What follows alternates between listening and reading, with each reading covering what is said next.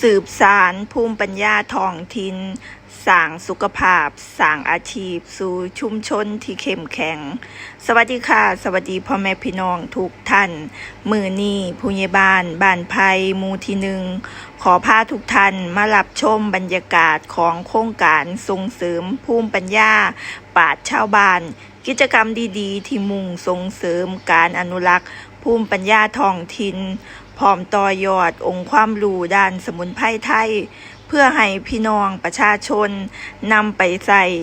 ดูแลสุขภาพและสร้างรายได้ให้กับครอบครัวนะคะภายในกิจกรรมได้รับเกียรติจากท่านนายกชัยยาบำรุงภักดีพร้อมด้วยคุณหมอและทีมงานวิทยากรรวมถ่ายทอดองค์ความรู้ให้แก่ผู้นำชุมชนและพ่อแม่พี่น้องประชาชนจากเก่าหมู่บ้านตั้งแต่หมู่ที่ 1ถึงหมู่ที่เก่าที่เดินทางมารวมกิจกรรมกันอย่างพร้อมเพรียงบรรยากาศเต็มไปด้วยความอบอุ่นความสนุกสนานและการเรียนรู้อย่างใกล้ชิดกิจกรรมในมื้อนี้การฝึกปฏิบัติจริงในการทำยาหม่องสมุนไพรและลูกประคบสมุนไพร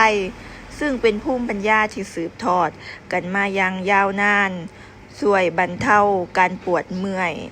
คลายกล้ามเนื้อและสามารถนำไปใส่ในชีวิตประจำวันหรือพัฒนาเป็นอาชีพเสริมเพื่อสร้างรายได้ให้กับครัวเรือนได้อีกด้วยนะคะตลอดการอบรมผู้เข้าอบรมทุกคนได้ลงมือปฏิบัติจริงเรียนรู้ตั้งแต่การคัดเลือกสมุนไพรการเตรียมวัตถุดิบการผสมส่วนประกอบและเทคนิคการทำที่ถูกต้องโดยมีคุณหมอและทีมวิทยากรคอยให้คำแนะนำอย่างใกล้ชิดทำให้ผู้เข้าร่วมได้รับทั้งความรู้และประสบการณ์ที่สามารถนำไปใช้ในชีวิตจริงได้ค่ะโครงการในครั้งนี้นับเป็นอีกหนึ่งกิจกรรมที่สะท้อนถึงความร่วมมือของทุกภาคส่วน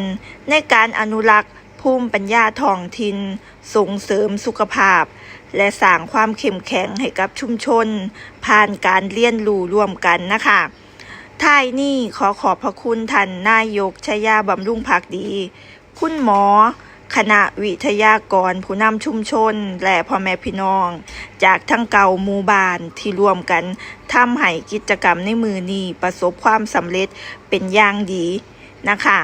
แล้วพบกันใหม่ในกิจกรรมดีๆที่เป็นประโยชน์ต่อพี่น้องประชาชนในโอกาสต่อไปขอบคุณค่ะ